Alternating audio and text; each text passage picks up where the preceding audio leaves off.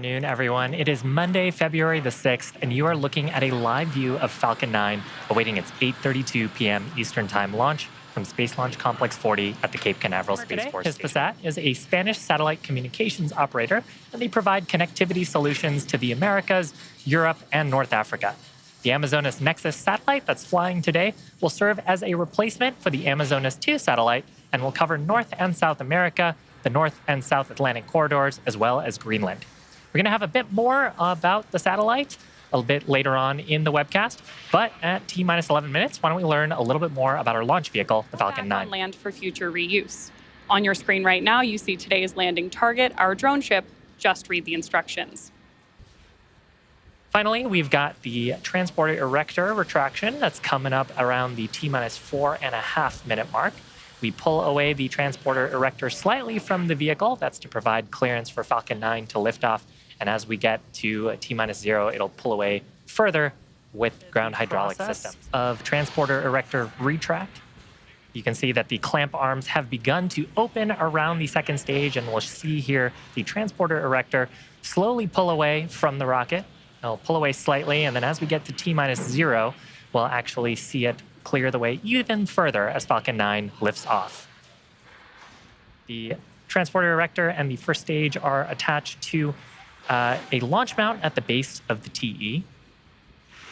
Now that structure is hinged, and we use ground hydraulics to pull that away, further away in preparation for launch. We heard some callouts there that we've begun to pressurize the stage in preparation for strong back recline and for the strong back fully reclining.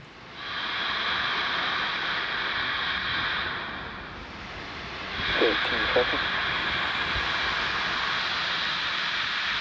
10, 9, 8, 7, 6, 5, 4, 3, 2, 1. Lift off.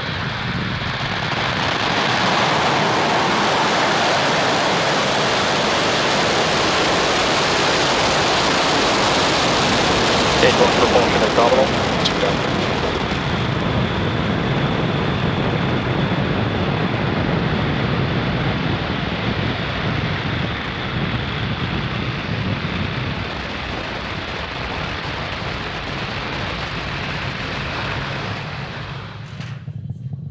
Max Q.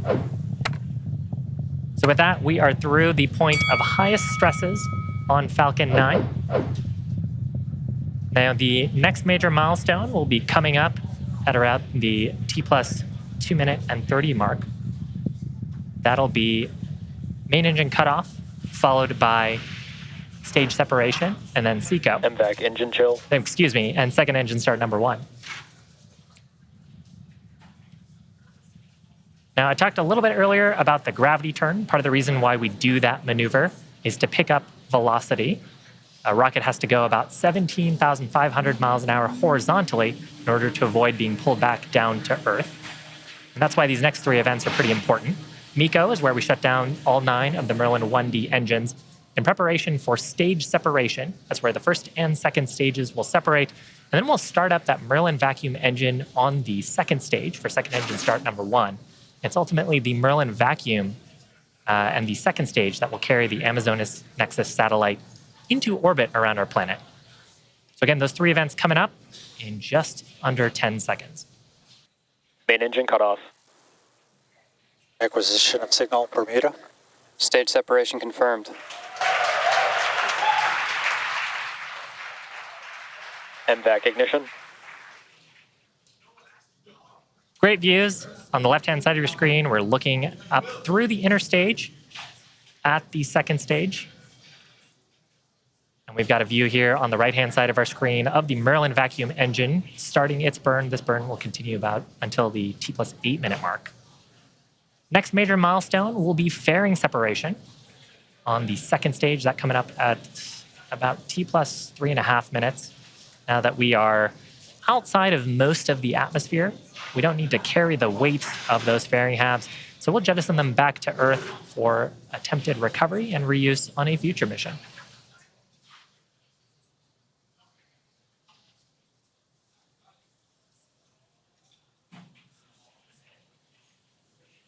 Fairing separation confirmed.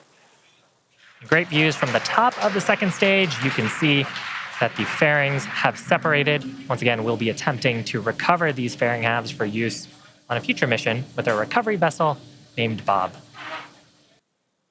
Stage 1 entry burn startup. There we heard the call out that our entry burn has begun. Stage 1 FTS is saved. If you're just joining us, on the left-hand side of your screen is the first stage re-entry burn, and on the right-hand side, we have the second stage on its way to orbit. See that stage 1 landing burn has begun, and in just a couple of seconds here, we will shut down the MVAC engine on our second stage. MVAC shut down. There you have it.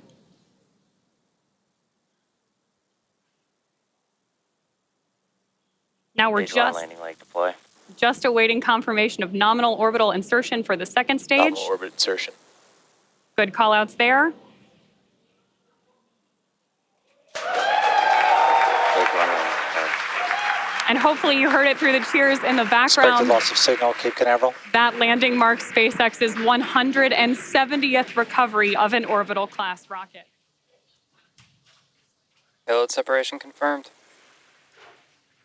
And there is a great shot from the top of the second stage, watching the Amazonas Nexus satellite continue on with the rest of its mission.